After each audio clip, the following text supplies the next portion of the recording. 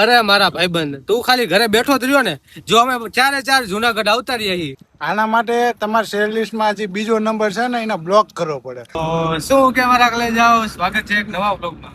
તો આજે અમે જઈ રહ્યા છીએ જુનાગઢ, એ પણ 3 દિવસ માટે.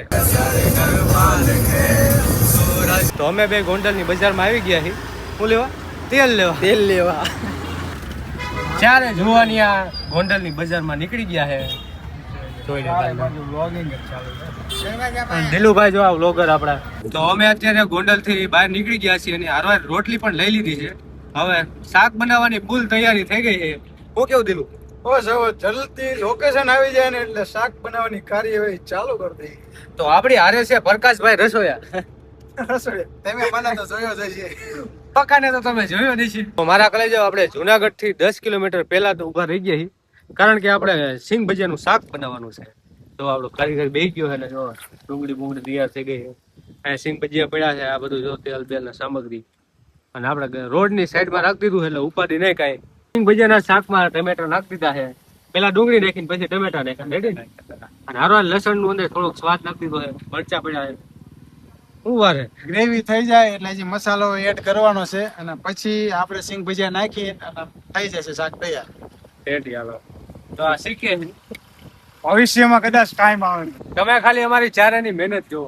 આમ જો અહીંયા શાક બને છે અને ચારે આમ ગોઠવાઈ ગયા છે. એમાં ટાઢો ટાઢો પવન આવે છે.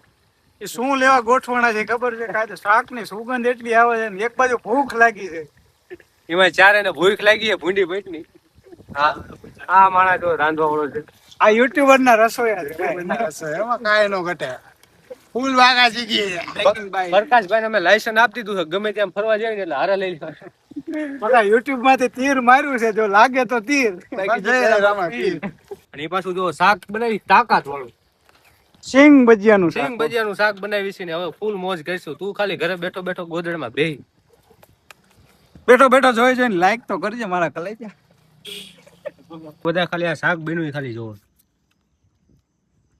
સિંગ ભજીયાનું શાક બનાવ્યું છે આપણે. હાલો કેવું બન્યું? શાક ને દહીં ને છાશ ને આ બધું ઘરે ન થાય મારા કલેજા. આના માટે તમારે જુનાગઢ આવવું પડે. શું કેવું પકા? આના માટે તમારા શેર લિસ્ટમાં હજી બીજો નંબર છે ને, એને બ્લોક કરવો પડે, કારણ કે એ તમને ના પાડે છે જુનાગઢ જવાની. મારો બેટો વારી વારી એ ટ્રીપ કેન્સલ કરે. જ્યારે ભાઈ જ્યારે ચોટીલાથી નીકળ્યા ને ત્યારે રૂમ બુકિંગ કરેલું હતું, તો આપણે રૂમે આવતા રહ્યા. જોવો તમે રૂમ આપ્યો છે તાકાત વાળો. શું કેવું દિલું? બસ હવે થાકી ગયા છે એટલે આજના વ્લોગમાં આટલું જ. તે મળીએ કાલ દાતારના વ્લોગ સાથે.